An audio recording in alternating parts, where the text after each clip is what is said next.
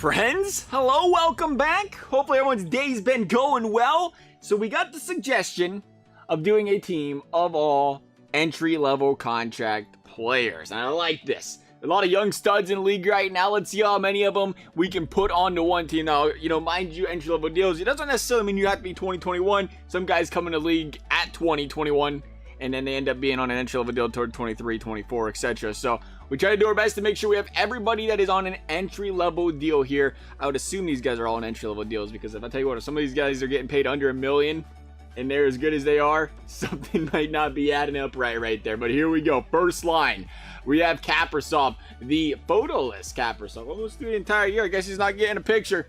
Is what it is. Elias Pettersson, PD, and the boys right behind him. Can we check out contracts from here? Yes, we can. Okay, you couldn't do it from the player trade screen there before. Andrei Svechnikov making a team, the 87 overall. Then we have Farabee. We have Jack Hughes, Yamamoto. Kachuk. Yamamoto is another one, right? 22.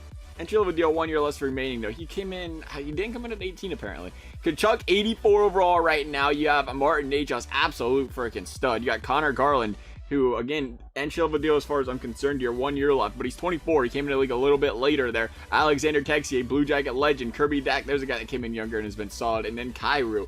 On defense, we have Quinn Hughes, Cale Makar, Adam Fox, Rasmus Dahlin. This defense is loaded. Typically, when it comes to EA and video games, you don't see the defenders end up being the guys that get the higher overalls when they're younger, but that seems to be the case here. That's just how good defense has been lately. Then you have Carter Hart and Ilya Samsonov over there in net. I believe those are two entry-level goalies. I was trying to think of somebody else that could have potentially been one. That's it, right? I want to say there's actually another young goalie in the league right now. Gosh dang it, who the heck is it? You guys are probably commented now. I'm gonna be honest, we have not watched a lot of hockey this last month and a half. Maybe it's because the Blue Jackets are tanking. Not doing a good job of it, though, because they're still not in last place. But they're doing a pretty good job of it, because I want to call it, as at the recording of this video, season will probably be over when this comes out, but at the recording of the video, the Blue Jackets have a huge game. Massive game against the Detroit Red Wings. We have huge implications on the line.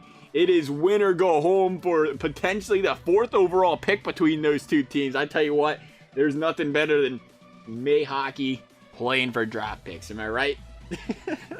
As far as these Minnesota or Vancouver Canucks are concerned, right now, just barely above water here. So we'll see how they play. There was definitely some balance in this team.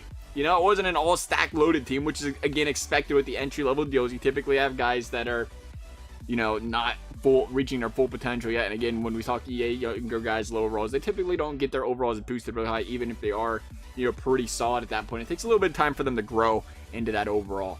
Here we go, though. End of the season. We are talking what appears to be a 48-win season. Is that where we ended up there? 48 wins? Yes, 48, 26, and 8 on the season are these Vancouver Canucks.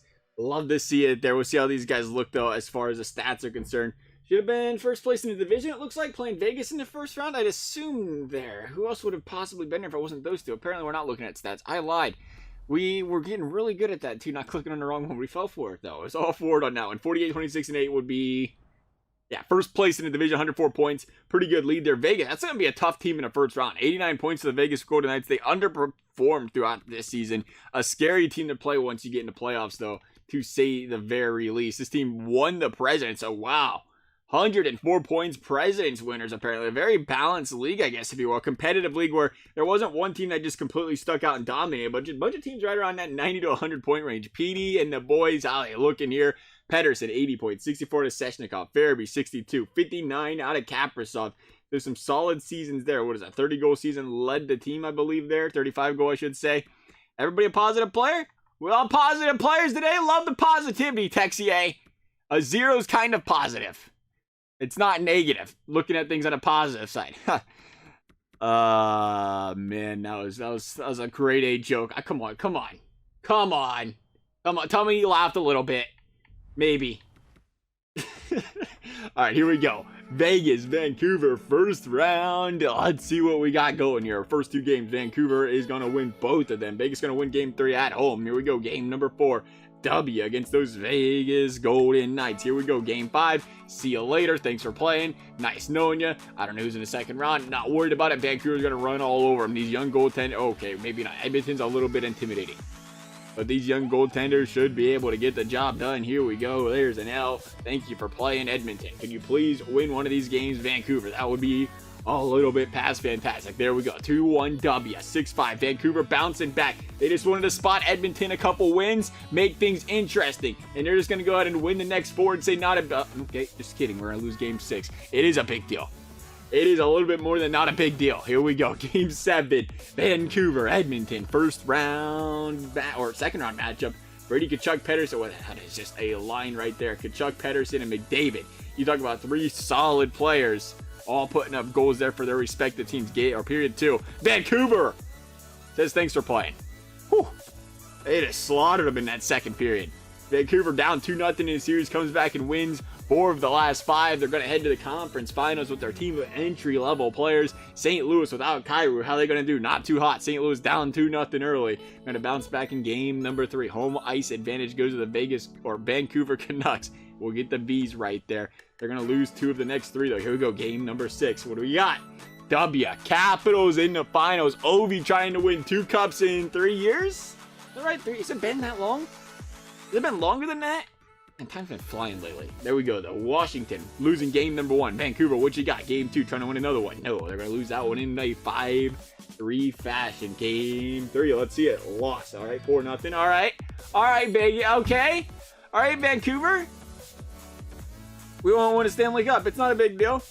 I'm surprised we made it this far. Again, it was a really balanced league this year where anybody could have won. Vancouver's going to try to bounce back here. Hathaway, Mantha, goals. Gotta get used to seeing Mantha on the Capitals still. Trying to take care of business there. Hagelin with the goal in the 3rd or 2nd.